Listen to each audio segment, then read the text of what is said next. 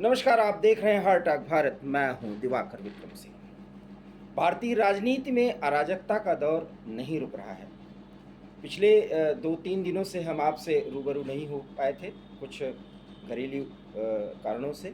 लेकिन आज मैं अपने गृह जनपद प्रतापगढ़ में हूँ और ऐसे समय में देश की राजनीति में जो दशा और दिशा जिस आधार पर तय करने की कोशिश विपक्ष के नेता राहुल गांधी की तरफ से की जा रही है, उनके प्रयासों में अराजकता की पराकाष्ठा कहाँ तक जा पाएगी, इसके बारे में मैं बात करूँगा।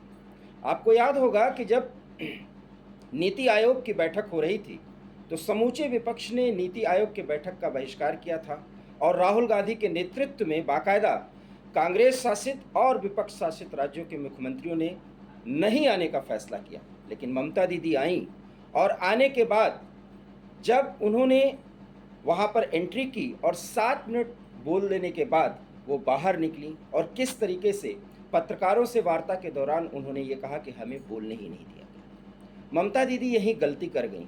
वास्तव में ममता दीदी गलती नहीं कर सकती, क्योंकि मैं मानता हूँ कि भारतीय राजनीति में नरेंद्र मोदी को अगर कोई अपने लोकप्रियता के दायरे में टक्कर दे सकता है तो ममता दीदी हैं, नीतीश कुमार हैं। संयोग ये है कि नीतीश कुमार इस समय मोदी के साथ हैं और ममता दीदी विपक्ष की नेता।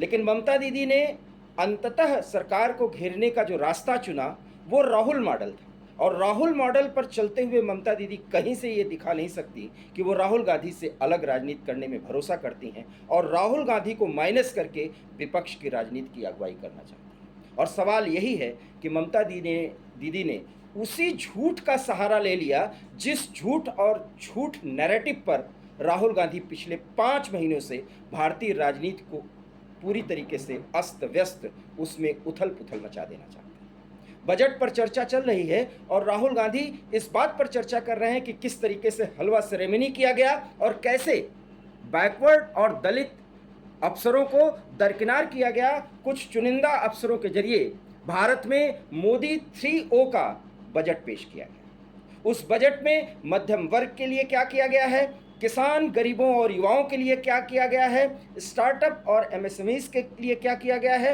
ये सब कुछ सरकार ने बताने, जताने और दर्शाने की कोशिश की है। भारतीय संघवाद के आधार पर किस तरीके से राज्यों को आगे बढ़ा करके 2047 के मिशन को प्राप्त किया जा सकता है, ये नरेंद्र मोदी के नेतृत्व में एनडीए सरकार ने पूरी तरीके से स्पष्ट कर दिया है। बिहार और आंध्र जैसे राज्य इस देश के राजनीति, सामाजिक और आर्थिक व्यवस्था के एक बड़े आधार के रूप में प्रस्तुत हो, ये नरेंद्र मोदी ने पहल कर दी है और नीतीश कुमार और चंद्रबाबू नायडू को भी ये बता दिया है, समझा दिया गया है मोदी की तरफ से कि हमारे साथ आगे बढ़िए।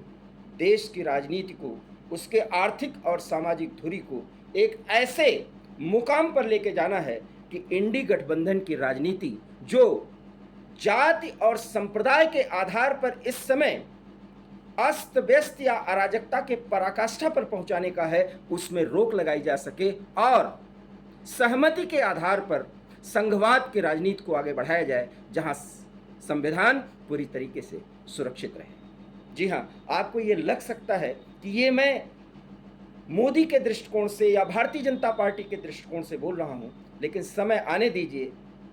चंद्रबाबू नायडू और नीतीश कुमार भारतीय संघवाद की राजनीति में मोदी के साथ मिलकर के क्या मुकाम हासिल करेंगे, आपको 1 साल के बाद उसका भी अंतर स्पष्ट पता चल जाएगा। सरकार मजबूत है, ये राहुल गांधी भी मान चुके हैं, शरद पवार भी मान रहे हैं और ममता दीदी तो बहुत पहले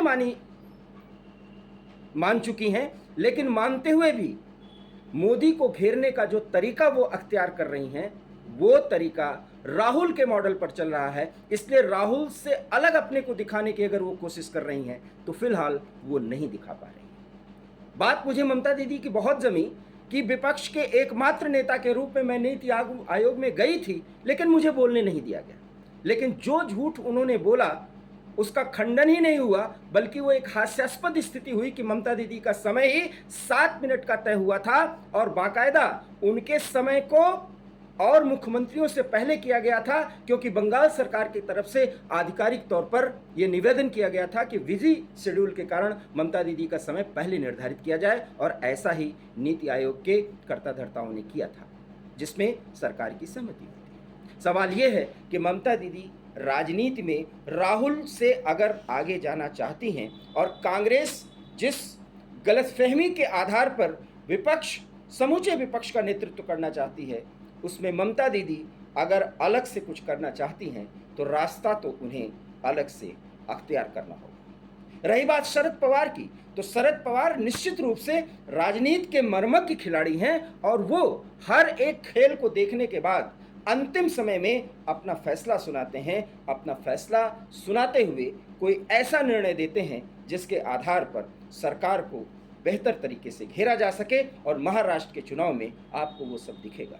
लेकिन सवाल ये है कि राहुल के जातिपरक राजनीति और अराजकता की राजनीति पे ममता दीदी किस आधार पर लगाम कस सकेंगी, जबकि उनके जो तौर तरीके हैं वो ये दिखा रहे हैं कि वो राहुल गांधी के नेतृत्व में इंडी अलायंस को आगे बढ़ने नहीं देना चाहती, लेकिन ये भी दिखा रही हैं कि वो भारतीय जनता पार्टी के इतर विपक्ष की राजनीति को एक नई दिशा देना चाहती हैं, ताकि उसकी दशा ही बदल जाए।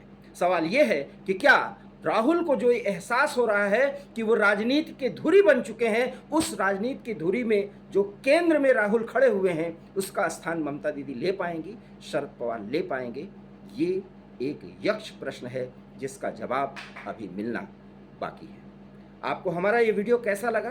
प्लीज़ इसे लाइक करिए, शेयर कीजिए। हमारे चैनल हार्ट टॉक भारत को प्लीज़ सब्सक्राइब कीजिए। बहुत बहुत धन्यवाद। अपना ख्याल रखिएगा। हम आपसे बात करते रहेंगे। नमस्कार।